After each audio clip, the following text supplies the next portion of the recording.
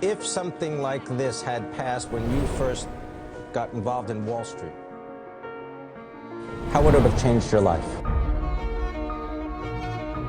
As someone who has fought for LGBTI rights for decades, I can say that we really have come a long way. Part of the reason we've traveled so far is because of innovators like Todd Sears. I firmly believe that the only way we will achieve full equality in the world is through the power of business. I'm Todd Sears, and I'm the founder and CEO of Out Leadership. And I could not be more excited to welcome you today to the 10th Out Leadership US LGBT Summit. Now, when I think about the last 10 years, and this is really the kickoff to Out Leadership 10 years into 2021, but this is our 10th US Summit. It is really phenomenal to me to think back to 2010. And I've been thinking the last several days about that and where we were as a country, where we were as a business community. And if you can think back to 2010, the amount of progress that's happened in the last decade is staggering.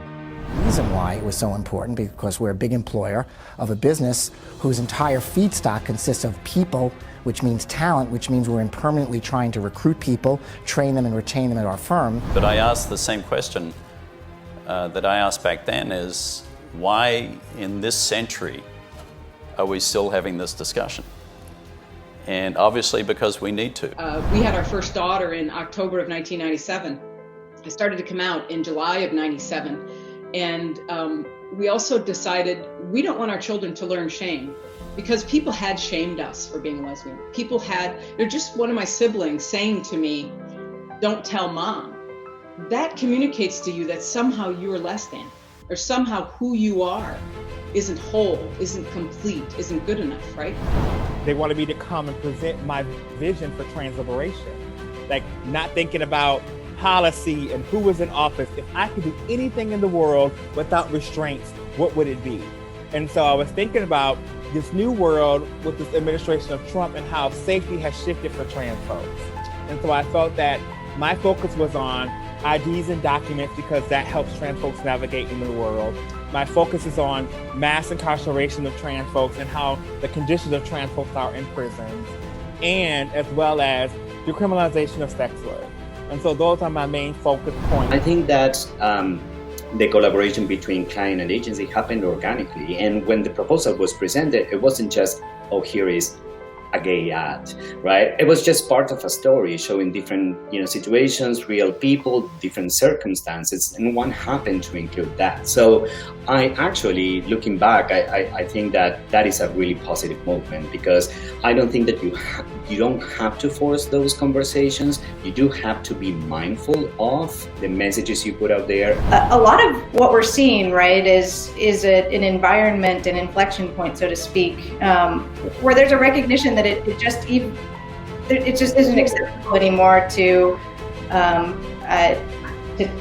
do anything but to think about diversity affirmatively in the recruitment and the consideration and the nomination process for directors. And I think that context is important, because I think a lot of what we saw in terms of these great results that Susan was referring to is companies recognizing that while there may be legal challenges to age 26, while there may be penalties that eventually are adopted and enforced, a lot of this has to do with the broader cultural movement and with the backdrop that institutional shareholders and other constituencies have been working on for so long. The challenge is having the opportunity to be abundant and secure, right, in your life, in your livelihood. And so just kind of taking that global view, it's that is what we're trying to combat through these levers of equity, of humanity, of opportunity. So good afternoon and welcome. I'm Todd Sears. I'm the founder and CEO of Out Leadership, and I'm delighted to welcome you to the closing session of the Out Leadership US Summit. This is our 10th US Summit, and it is kicking off our 10th anniversary year, which is 2021. And over the last several weeks, hopefully you've been able to catch a number of the leadership conversations we've convened with this summit, or our Asia Summit, our European Summit. Next week will be our Australian Summit. And all of these leadership conversations have several things in common. One, that we are affecting change through the economic power of our leaders, of our companies, of our C-suite leaders, and through the businesses that each of us do in the communities that we serve. When I started Out Leadership 10 years ago, we only had 6 companies. We now count 84 companies that are members. And across the corporate environment and the legal environment that those companies represent, we've seen seismic shifts. 10 years ago, it was a risk for companies and CEOs and leaders to speak out about LGBTQ issues. Now it's a risk not to. And as we continue to move forward into 2021 under a new administration in the United States, I know a lot of us are excited about what that means for our country, for our community, but obviously we know we have a lot of work to do. The 71 million people who voted for President Trump obviously had a voice in this election as well. And as leaders in our companies and in our communities, we have to find ways to find common ground. And I'm very proud of what the Out Leadership community has done thus far around the world in the United States and the leaders that we represent, because we have been able to find common ground and protect LGBTQ people and our rights from an ally perspective. There's a lot more work that we all have to do, but I'm excited that we're doing it together. And this closing conversation is a great part of that. So I'm excited to welcome Colleen Connery from Ropes & Gray and Garrett Hall from AlpInvest. Colleen's the managing partner at the Ropes & Gray DC office. She's a partner in the firm and does a great deal of work in the financial services space. And Garrett is at AlpInvest. He's a managing director, and I've known Garrett for a very long time. And I thought it was a really fitting way to close our US Summit to have reflections from two leaders in our community in the business and legal professional space, really reflect on both their careers, what they've seen, what they're seeing now, what they're excited about, what they're looking forward to, and hopefully giving us a little bit of direction as we head forward into the 2021 year. So with that, I want to welcome both of them. And I want to start with you, Colleen. Thank you for one, joining us, for being an out leader, for all of your work and visibility. And what I'd love you to do really is start just taking us back the beginnings of your career, coming out in the profession, and just kind of give us a bit of your journey, if you would. And then I'd love to talk about where we're going and what your career is going to take you in the years and months to come. Sure, Todd. Thank you so much. First, thanks for including me in this phenomenal program. It's a real pleasure to be on here with you and Garrett. So I'm from Myrtle, Ohio. I'm the youngest of 8 in an Irish Catholic family, and born in 1962. I'm just going to put that date out there. So the times were different, right? And I was a late bloomer at best. It was 1992 until I figured out this is the way my life was going to go, right? So and never dated in college, never just, I don't know if the Catholic side of me just thought this cannot possibly be happening. But then, like all things in life, right, it just gets better. And I met my wonderful now wife, Karen, in 1992. We were at a law firm, pretty not out for a significant amount of time, number of years. And then it was ironic that it was when I went to DOJ, believe it or not, and I was in a trial in Birmingham, Alabama. And, you can only be away from the one you love for so long, right? Plus, I was in nothing against Birmingham, Alabama, but, it wasn't exactly the most welcoming environment. And so Karen was going to come down for a weekend visit. I just, literally wasn't allowed to leave the state because we were right in the middle of this giant trial. And desperate times call for desperate measures. So I went to the U.S. attorney, and she was the United States attorney, Alice Martin, phenomenal woman. But, her politics were not mine. And I said, hey, my partner's come down this weekend, because we're all staying at the same hotel. Absolutely, we're like living on top of each other. There's no way not to do it. And she was, that's terrific. And that was that. And I thought, all of this stress that I had pent up, what is she going to do? I'm going to get thrown off the trial team. I'm going to be asked to leave. Oh, of course that wasn't going to happen. These people aren't, animals. She's a compassionate woman. And it just got better from there. And I really got a glimpse into the power of being my own authentic self, and it just, the stone was off my chest, and it only got better from there. I love that. I think too often we assume the worst. We think that something terrible is going to happen, and we don't give people enough credit. Actually, I find so many leaders have shared exactly that sentiment, that they underestimated the people around them, their friends, their family. And 1992 was a pretty different time, right? If you think about the political climate that we were in then versus now, and I guess there are some similarities. But so 1992, you come out, you're with your wife, you're in the legal profession. What was that like in your world, right? Coming back from that trial in Birmingham, Alabama to DC. How the stone was off your chest, and then what? I had wholly underestimated, exactly as you said, Todd. I had wholly underestimated my friends, my family. It's funny, I came back and I felt like my political career, particularly at DOJ, which was in the sort of the mid 2000s, they just wanted a decent trial lawyer, right? And they needed to have women on their teams. So the data is actually very strong that having a diverse trial team is a huge advantage. And the government tends to staff more diversely, just various requirements they have. And so I was very, very fortunate to get on some phenomenal cases, and it just wasn't a thing. I feel badly because I know for many people it was a really challenging path, and it just wasn't for me. You were talking about mentors. When I joined my very first law firm, there was a woman who was the first female commissioner at the FTC, and she was, this is the Gloria Steinem era.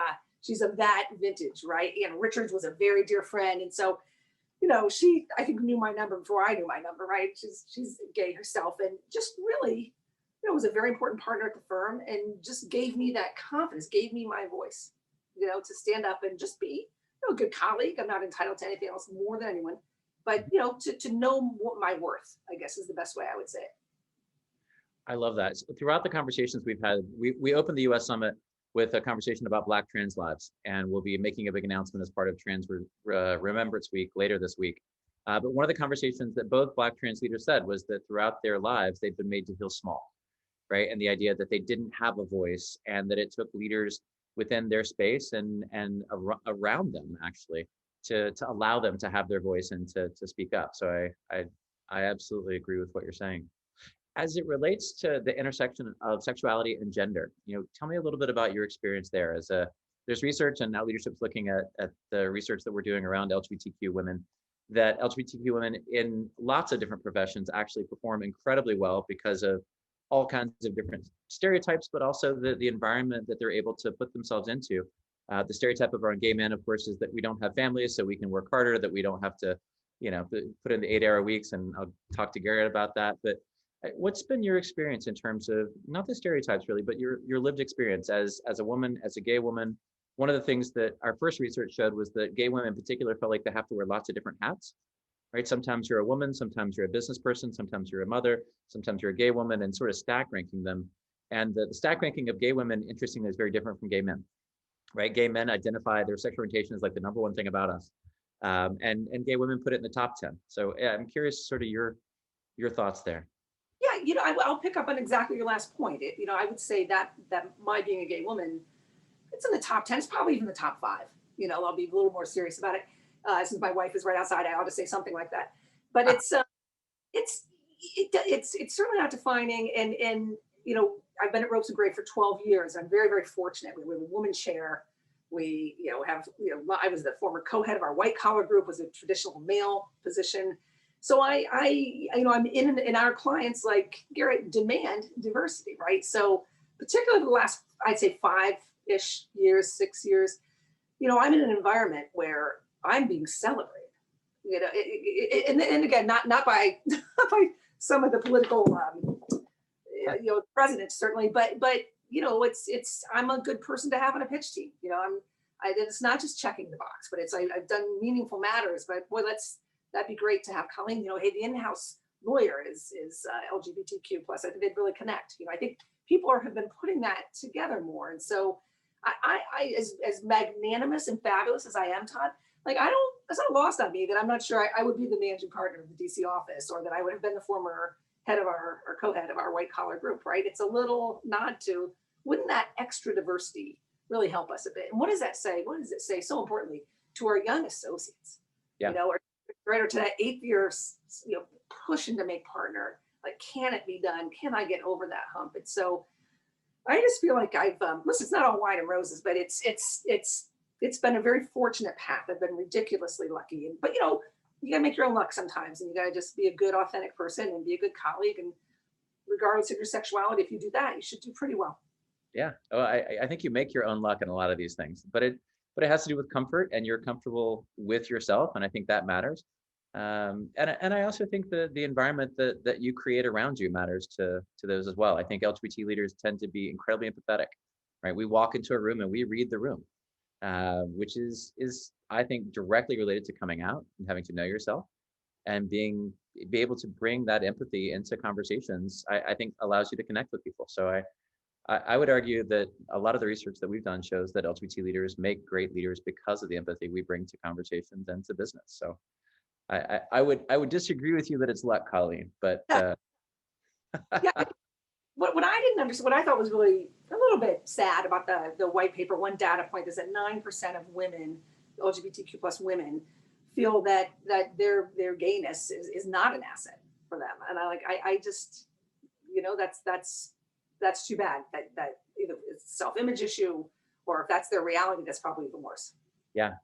Well, and I think what we've also found is LGBT men say that being gay is an asset, and women say not as much. But interestingly, generationally, we did our Out to Succeed research, and we found that almost 70% of young LGBTQ people found that being LGBT was an asset in their career. So there's this, which is great. I mean, I think that's a really positive outcome, and seeing sort of the leaders who have been building that, the impact matters. Yeah. It does. Well, I think it's important for us to be out, right? To let, you don't have to be marching and parade every day at work, but we do need to be, Depends on where you work, Colleen. I mean, that's true. That's true. But, staffing diversely and looking for opportunities, to bring young people in, I think is just critically important. Well, I think that ties into Garrett's work for a very long time. So I want to shift to Garrett here and get a little bit of his story and the work actually that Garrett's done in terms of LGBT leadership for a very long time. So, but I think you also had a comment, Garrett, if you wanted to. Well, I was just reflecting, I'm happy to share a little bit of my story. I was reflecting on, when people talk about being LGBTQ as an asset in their career, it's not because it checks a box, and it's not just because people are looking to fill out the ticket, or there are maybe customers out there who I'm going to have a connection with. It's really everything that you bring to the table, right? And so it's your lifetime of experiences, it's your ability to think differently and creatively. It's all of the things, the empathy that Todd, you touched on. And so, I sometimes like to reposition this idea that, being out is an asset in my career, because it's not being out, it's being who I am, who I am authentically. That really is the differentiator, and that's been helpful in my career and sort of many, many others. So talk about that, Garrett. Talk about sort of the coming out and you and background and. Yeah, absolutely. So, I've had the great benefit to follow in many of the footsteps of Colleen and many other leaders of the industry. So I graduated in 2006 and started my career at JP Morgan. And at the time, I think investment banking was going through a transition from what it was known for to sort of the modern progressive industry that it is today. And I got looped into the industry through an amazing nonprofit called Out for Undergrad, which helps identify exceptional undergrads and connects them with their careers. That was sort of a critical organization for me that helped me plug me into a lot of different opportunities, whether it was investment banking, consulting, accounting, et cetera. After a couple of years of working in investment banking, I then moved over into private equity at Alpinvest, which is owned by Carlyle. As I sort of went through that career track, I continued to be involved in sort of helping to pave the way for those behind me. All right. And so Out for Undergrad was an organization that I was involved with for over a decade. And originally as sort of a leader at JP Morgan, and then I was on the organizing team for a while, and then was the chair of the board of directors. And what we saw over that decade was really an enormous need for a voice to connect LGBT undergrads with careers, because there are so many questions, right? This question about how do I be authentic in the workplace is one that isn't taught in schools, and it isn't taught from your parents. And so you really need someone to help explain that to you. And so that organization played that role for me. And it's been, one of the pleasures in my career that we've been able to do that for now over, I think, 10,000 students over the past period of time. But what it also does is the organization provided a resource to companies to try and figure out how to do this, right? I think as time has evolved, companies have wanted to be more progressive. They wanted to diversify their whether it's their teams or their leadership teams, but that's a new skill set. I always sometimes say that, nothing was holding us back other than inertia. And you really needed folks to help drive, to identify what would solve that inertia, and then bring people together and help connect the dots between the talent and the organizations. And so over my career, going back to sort of my story, I've had just an enormous network of mentors and sponsors that have helped me get where I am today. And it's not, in some ways that's advice and coaching and things like that, but in other ways it's role models, right? I always joke that, there just haven't been enough role models who are out in private equity and finance and the law profession. And as that grows over time, you're seeing sort of the diversification of the industry. And so I'm very thankful for all the role models, whether they spend time with me or not, for being out and who they are. And of course, now I think that I have that obligation for those behind me. And so, at Carlisle, we've been big advocates of D&I, diversity and inclusion broadly, and specifically, I've led the LGBTQ ERG and sat on the Diversity Council, and also sit on the Diversity Council for ILPA, which is the Institutional Limited Partners Association. And through those roles, I've really found a way to help continue the momentum.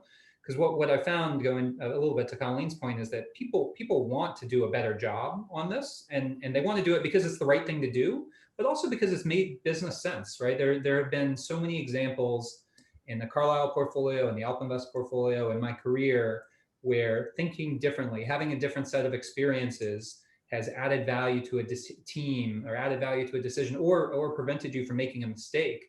And in professional services writ large, this is a decision-making business. It's a judgment business, and so the more diversity of thought you can bring around the table, the better. And I think our firm and Ropes and Gray and really a lot of the industry has bought into that. And now it's a matter of sort of, how do we effectualize it? How do we make it happen and continue the momentum that we'd like to have? So what would you say to that? How do we do that? How do we keep this momentum that we've been building, and how do you see that going forward? Yeah, I mean, we do what we should do with all of our teams, which is always moving the goalposts, right? And so, back when I was first joining Carlisle, we were working on domestic partnership benefits. That's great, but now in sort of a post same-sex marriage world, that's less valuable. So what's the next thing to work on? Well, we need to make sure that we have domestic partnership benefits globally in places where same-sex marriage might not be legal.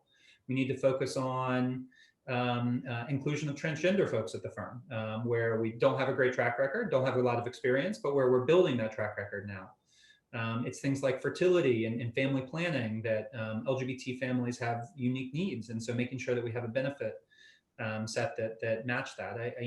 We at Carlisle and many firms, including Ropes and Gray, have participated in the Human Rights Campaign Corporate Equality Index, which has just been a great benchmark for firms to use to say, okay, I want to be best in class in this. How do I do it? And then you go out and do it. And as more and more firms do that, you're able to continue to push the envelope. And what I like about the way we operate and the way that Equality Indexes operate and the way Ropes and Gray is, we're constantly trying to do better and moving the goalposts. And it doesn't happen from the top down either. I think we're both of our organizations are privileged to have senior leadership that really cares and is driving this. But in my observation, whether it was JP Morgan or Carlisle or really any of the firms that I've seen, it happens from the grassroots. It happens because there are employees who care, who pick up the phone and say, I want to make this happen, and drive it forward. And so, I've been involved with this for many, many years, but I've been privileged to work with a bunch of colleagues who also care, who have helped drive it forward internally and find the right resources and really drive change where there would have just been inertia if we had left the world to be. I love that. And Colleen, so I'm curious from a client perspective. So one of the things that Garrett mentioned, of course, is corporately Ropes and Gray has been a huge supporter, and it is. I think it's both, Garrett. I think it's top down. I think it's bottom up, and I think the team at Ropes and Gray has been hugely supported, and the opportunity to connect a passion with your sort of life work, your purpose through your clients is something I think you've been able to do in a lot of points in your career, from what I can understand. And I'd love you to kind of maybe reflect on that. I think as you have been able to, the firm, arguing Obergefell, for example, with the firm, but then the work that you're doing with your clients, and like a Carlisle example here as well. Can you talk a little bit about that, connecting sort of your work to a bigger purpose? Yeah, we're really lucky at Ropes. You mentioned Obergefell, but there is just a limitless commitment to pro bono work, and particularly in the LGBTQ plus space. We're still, a day doesn't go by where we don't talk about Obergefell and Ropes and Gray. I can tell you that. I just had a drink on Saturday with the guy who argued the Supreme Court case, Doug Howard-Driemeier. So yeah, Doug's he's spoken at their as well, celebrating the results of the election. So no, it's we do a lot of asylum work for LGBTQ plus. I mean, they are. I mean, asylum is its own issue. But then when you think about that community, it's just particularly challenging, I guess is the word I would use.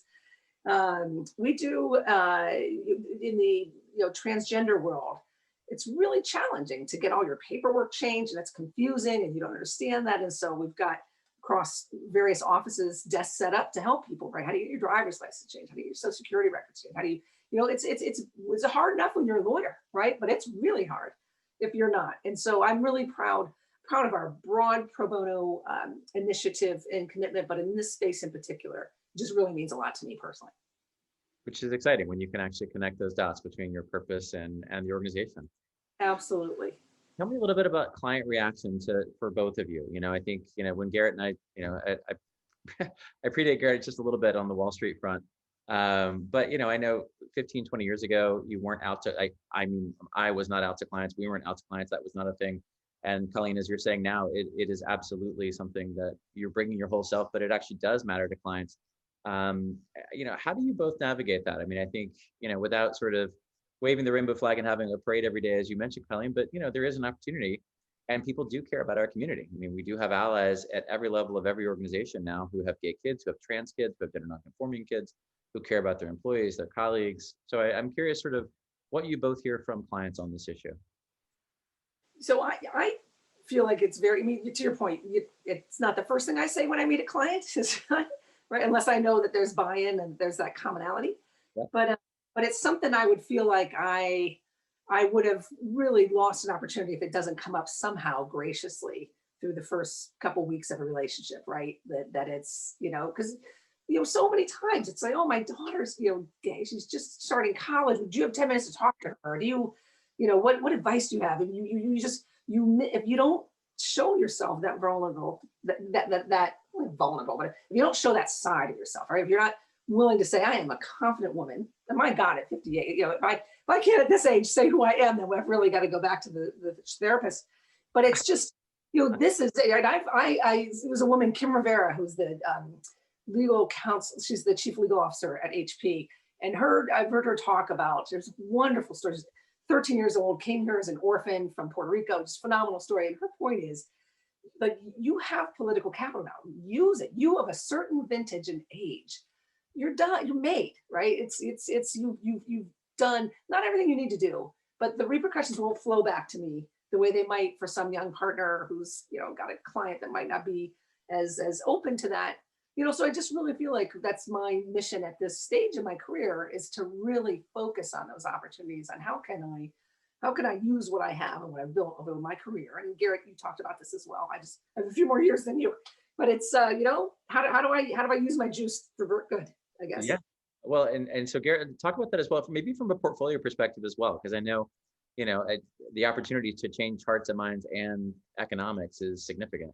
Yeah, I think that's exactly right. So a couple different reactions. The first is that it is, in the investment world, is an incredibly competitive market now, and private equity is only getting more competitive. And you put that in balance with the fact that it's still largely populated by straight white men. That means any differentiator that you can bring to the equation can be incredibly valuable for me personally as I drive my investment business, or for our firm. And so I found it, I don't purposely say it's the first thing I need to do, but when I want to win, often that's a characteristic that I will want to bring to the table, because it does make me different. It means that I think about the world differently. I bring different experience. I found that I've been able to work better with women portfolio companies and general partners because I do look and talk and feel different. I talk about my kids all the time. Being able to talk about your kids with folks is incredibly critical to developing relationships, right? Because that's one of the very few common experiences that the vast majority of the world have. And of course, when I start talking about my kids, it's a little bit of a longer story than some. And so I found it to be just a real differentiator. And, I know in many people's hearts, there's always this fear that someone's going to take it the wrong way, or you're going to lose business because of it. But I just think that that's a little bit of a reaction of, or you're thinking about the world as a zero-sum game, and I just don't think that's the case. I've won so much more business because I've been out, because I've been authentic, because of the network I've brought to the table, that it's outweighed any business that I've lost.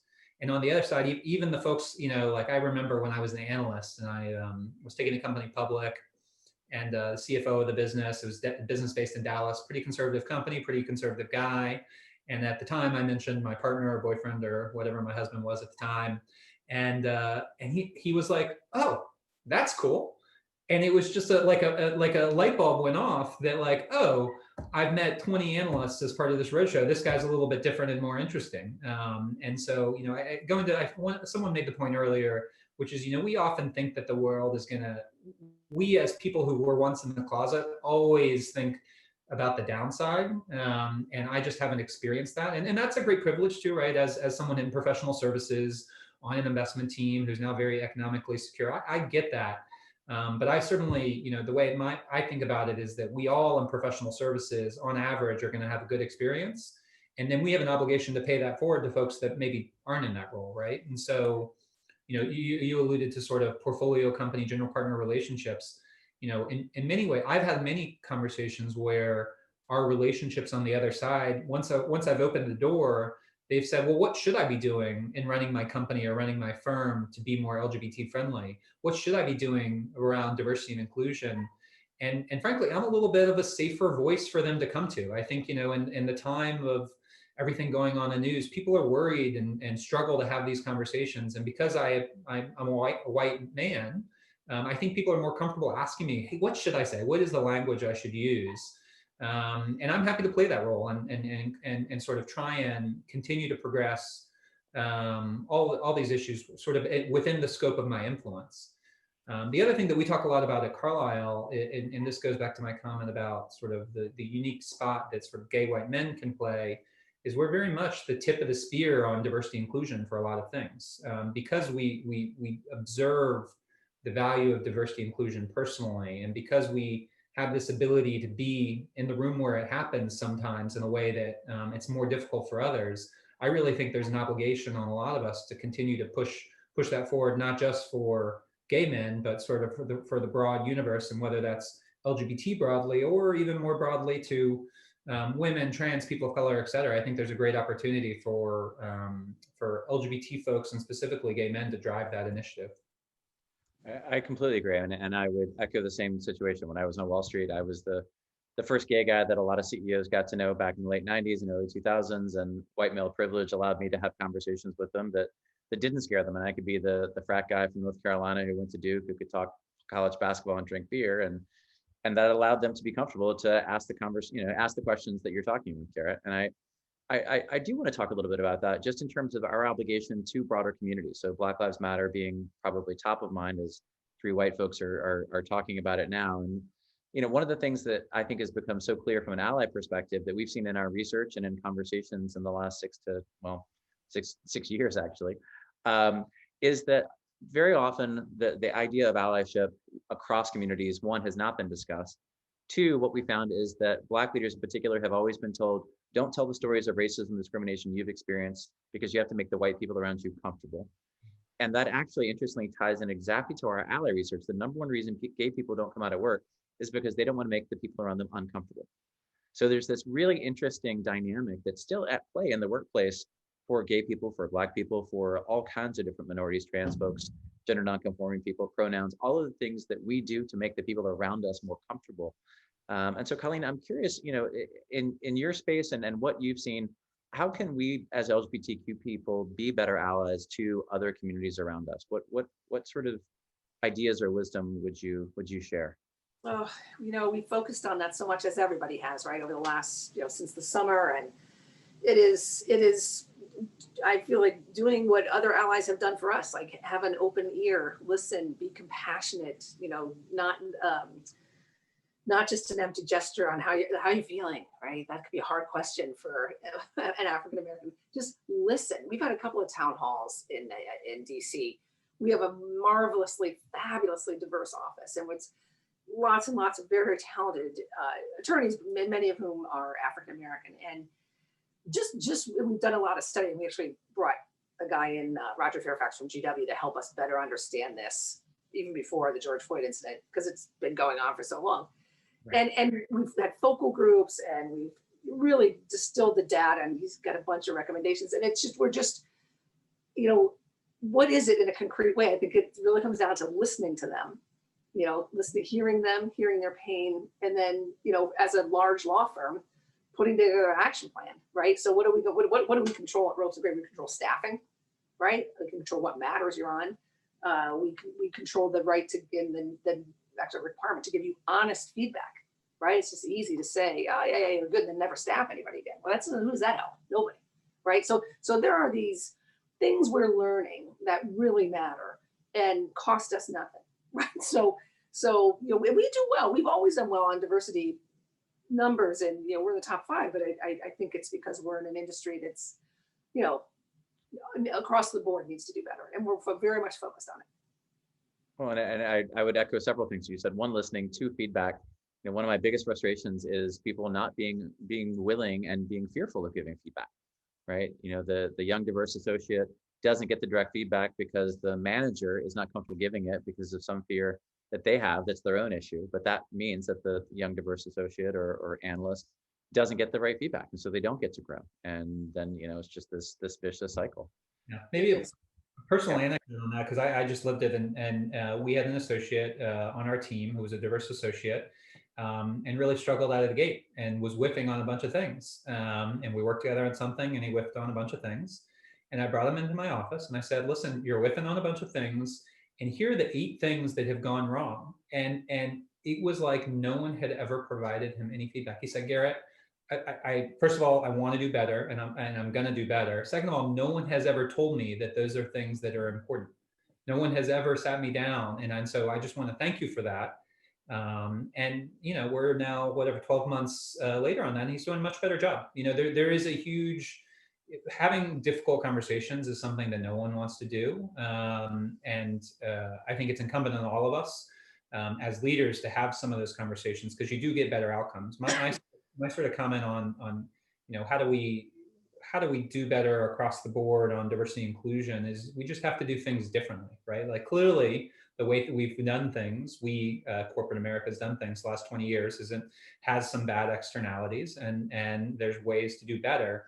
And I think there's a willingness now to do that, but you got to sort of take life by the horns and do things differently. Otherwise, if you just say we want to do better, nothing ever happens. If you just say, oh well, we'll do a little bit different, we'll do recruiting a little bit differently, that's not going to move the needle here on what is, I think there's a huge dispersion of outcomes for different populations. I totally agree.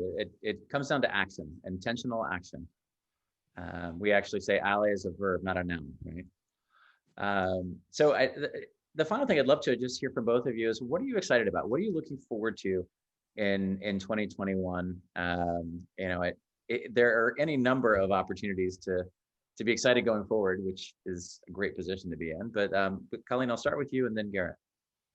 So I am really, on the diversity front at Ropes and Gray, I'm really excited about what, we've reset our LGBTQ plus forum. We have new leadership there. Not that the old was bad, but it just, we have senior partners now leading that. We used to be more or less associate run, and it wasn't fair to them, right? Because it was fun, they had opportunity, but to really make things happen across the firm, you need to have people who have that senior status. And so we've revitalized that. We're very excited about it. And then, to the point we were just talking about, I'm really excited about racial justice and making strides. I think this is the moment, right? And we have several of our racially diverse who are also LGBTQ. So there's a big overlap at Ropes and Gray, that's for sure.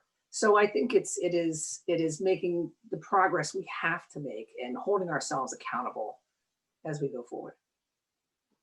I love that, and focusing on those intersectional conversations. I think that's really, really key, because they really are interconnected. Garrett, how about you? Yeah, I mean, one of the sayings in many industries, specifically in private equity, is never let a crisis go to waste, right? And we've had so many crises over the last 9 months, and so 9 months, that's it. Well, they're all individually terrible, and together it's been a tough year for everyone. Yeah. I'm excited that I think there's a lot of momentum around diversity and inclusion writ large, and specifically in LGBT. And I think all of the things that have been holding us back, whether it's difficult conversations, whether it's not knowing what the next step is, whether it's actually articulating that Black Lives Matter, I think a lot of those things are humps that a lot of us have gotten over in the last 6 months. And not just progressives, but I think across the country. And so, I'm excited that there's momentum there. And my hope is that the catalyst that many of us experience, obviously not the whole country experience, right? I think that it's very clear coming out of the election that people have experienced the last 12 months in dramatically different ways. And my hope is that that all of this has just been a catalyst to have more of those conversations, right? I think it's very clear that people consume news in a different way. People are living different experienced lives, and I really do hope that, you know, those of us who are trying to drive D&I further recognize that it can't just be a progressive issue, it can't just be a conservative issue. It really needs to be with everyone, and that these are the catalysts that should provoke a lot of these conversations. And we can't leave anyone behind in these conversations, otherwise we haven't achieved our objectives. I think that's a perfect way to sum it up. Colleen, Garrett, thank you both for your leadership, for being out leaders, for your vision, for your willingness to use the platforms that you have to affect change. I'm excited that we'll continue to be working together into 2021, and I want to thank you both for being here. So with that, I do want to give a couple preview moments for 2021. Several things Out Leadership will be working on into the first half of next year. One will be our Ally Up intersectional research, where we'll be focusing on the diverse communities and the intersection with the LGBTQ community and what allies need to know and do in our companies. We will actually be having on-the-ground conversations across the United States in North Carolina, South Carolina, Georgia, Alabama, Texas, Utah, Wyoming. Over the next 6 months, we'll actually be recording it in some documentary formats and actually creating these conversations at a local level. So one of the things that Garrett just mentioned is the idea that we can create these conversations and these connections. And I think the only way that we'll do that is to create the conversations at a local level and at a state level with the business framework. So we'll continue to do that. And the other thing that I will ask for everyone's support and input into is a 10-year ambition statement. And the idea is, in the next 10 years, as an LGBTQ community, where can we be? As a community, the last 10 to 15 years, we go from fight to fight to fight. North Carolina has HB2, Indonesia has anti-gay violence, Hong Kong has QT marriage. But as a community now, we are in a position of power, as Colleen mentioned. So where can we really put together a 10-year plan and a goal? 2030, 2031, where as a community can we be? So I'm going to start having those conversations with folks around the country and around the world in the next 6 months. And I hope you'll weigh in, so that as part of our leadership's 10th anniversary, we will be launching this 10th anniversary ambition statement. So I want to thank all 85 of our companies. I want to thank Ropes & Gray, HSBC, Ogilvy, and Capital One for sponsoring the United States Summit this year. And I look forward to continuing the work that we've done the last 10 years for the next 10 years. Thank you so much for all the support, the conversation, and I look forward to seeing everyone at the Australia Summit next week. Thanks. Thanks so much. Thanks, Bob.